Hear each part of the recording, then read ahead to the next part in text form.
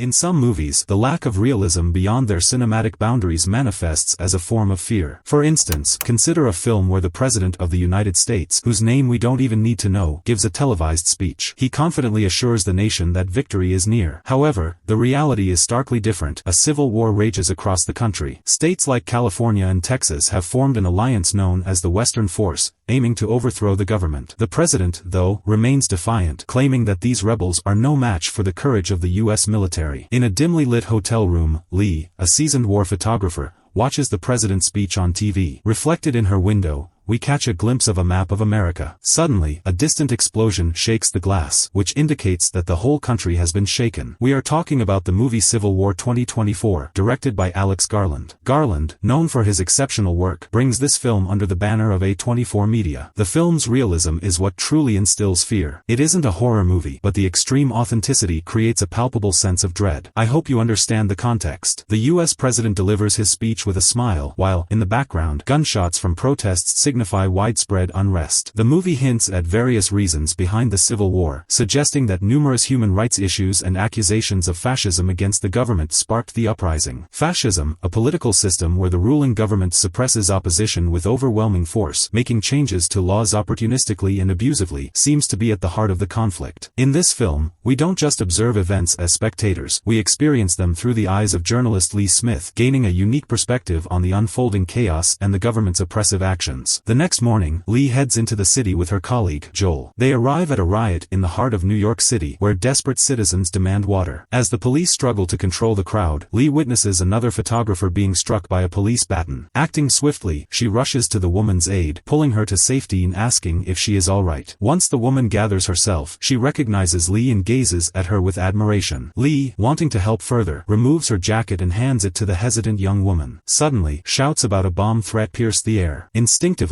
Lee pushes the woman to the ground, shielding them both. A moment later, a bomb detonates, engulfing the area in flames and deafening the survivors. As the smoke clears, Lee rises and begins photographing the carnage with a detached focus. The young photographer, shaken, steps away and pauses to watch Lee, who remains composed. She lifts her camera and captures an image of Lee in action. That evening, Lee and Joel gather with their mentor, Sammy, in the hotel's lounge. The atmosphere is tense yet charged with the unspoken understanding of the harrowing experiences they share. After discussing the current situation, Sammy asks Lee and Joel about their next plan. Lee reveals they are heading to D.C. to interview and photograph the president. Sammy looks at them incredulously and warns that they risk being shot on sight. The elderly man tries to dissuade them, but they remain resolute. Realizing their determination, Sammy requests a ride so he can cover the story from the front. Exhausted, Lee agrees and heads to her room. On her way past reception, Lee is stopped by Jesse, the young reporter she had saved earlier. Jesse thanks her, and Lee, weary but sincere, offers the girl some advice before heading upstairs. In her room, Lee takes a bath, unable to stop the flood of horrifying memories from the past year. Early the next morning, Lee heads downstairs to find Sammy and Jesse already in the car, prompting an argument with Joel about bringing the young girl along. Joel convinces Lee, on the condition that they will drop Jesse off before reaching D.C. After driving for several miles, the group arrives at a highway littered with abandoned cars. Navigating through, they reach a checkpoint where they show their IDs and are granted access. Continuing their journey, they stop at a gas station guarded by 3 armed men. After negotiating for fuel, Lee follows Jesse to the back of the station, where they find 2 men hanging by their hands, brutally tortured. Jesse is horrified and speechless. To distract the men and prevent Jesse from further questioning, Lee asks the leader to stand between the hanging men for a photo. As they leave, Jesse is frustrated with herself for freezing and not taking a picture. Lee, sympathetic yet firm, warns her that worse sights lie ahead. Hours later, the group finally arrives in Washington, which resembles a war zone. Suddenly, Lee asks Joel to stop the car and takes Jesse for a walk to capture some photographs. That night, the group camps 50 miles away from Washington, D.C., with the distant sound of gunfire echoing through the night. While Lee and Sammy converse outside, Joel gives Jesse a pep talk about the following day, offering her encouragement and support. The next morning, the group finds themselves caught in a fierce battle between resistance fighters and government soldiers. The fearless Lee takes perilous pictures while Jesse struggles to maintain her composure. Amid the chaos, a fighter is shot and killed, providing Jesse with a poignant moment to capture. The day progresses, commences, with the resistance fighters managing to capture and execute the soldiers. After a harrowing day, the group heads to a stadium where hundreds of refugees have settled. Grabbing some food, Lee brings it to Jesse, and they begin to discuss Lee's career. As they talk, Jesse starts developing the pictures she took earlier, and Lee compliments her work. The following day, the group departs from the camp and travels to a small town seemingly untouched by the Civil War raging across America. They spend some time at a local store, where Jesse persuades Lee to buy a pretty dress before moving on. During their drive, they come under sudden gunfire and quickly take cover, exiting the vehicle and keeping low. Joel talks to two military soldiers, who inform him about a sniper in a nearby mansion. The soldiers manage to neutralize the sniper, allowing the group to resume their journey. Lee takes over driving so Joel can rest. Suddenly, Lee notices a car following them at high speed and alerts the others. Amid their rising anxiety, they discover that the two men in the other car are acquaintance journalists from Hong Kong, Tony and Bohai. Tony switches vehicles with Lee still driving, and Jesse decides to join them. Bohai drives off with Jesse in his car, and the group grows worried when they lose sight of the other vehicle. Catching up to the car, they find it parked empty by the side of the road. Exiting their vehicle, they search for Jesse, only to see them captured by men in military outfits. The group also notices the militia members burying civilians in a mass grave and realizes they don't want any witnesses. When Lee insists they need to go down and speak to the men, Sammy strongly advises against it, warning that the violent men would kill them. With no other choice, Lee, Joel, and Tony approach the militia, hoping to reason with them. However, the militia leader is unyielding and executes Bohai first, then Tony, because he is not American. As the leader is about to shoot Joel, Sammy drives their car out of nowhere, ramming it into the soldiers and pushing Jesse into the mass grave. Quickly dragging her out of the hole, they rush into the car and speed away while the surviving soldier shoots at them. Joel and Jesse break down in the back seat, with Jesse vomiting in her distress. After ensuring they've escaped, Sammy reveals he can't drive any longer. He has been shot. Realizing the severity of the situation, Joel and Lee quickly carry Sammy to the back seat and race to a nearby military base for help. As they drive through a forest fire, Sammy spends his last moments watching the golden flames. By the time they reach the military base, Sammy has passed away, leaving the group struggling to cope with the loss. Joel breaks down as military officers bring a coffin for Sammy, while Lee sits aside, looking at the photos she has taken. Eventually, she rejoins Joel and finds him standing with two other reporters, visibly distressed. When Lee asks why he is so frantic, Joel explains that most loyalists have surrendered, leaving Washington defenseless except for a few, including the Secret Service. With tears in his eyes, Joel tells Lee that they are too late to cover the story and that Sammy and their friends died in vain. Feeling despondent, Lee decides to check on Jesse and finds her sitting alone by a lake. Taking a seat next to the young girl, Lee asks how she is doing. Unsurprisingly, Jesse admits she is struggling to cope with everything they've experienced. The two begin to talk about the friend they had lost, and Lee explains that Sammy died relatively peacefully, which was a small mercy considering Sammy's refusal to quit even in his elderly years. After sitting quietly for a few moments,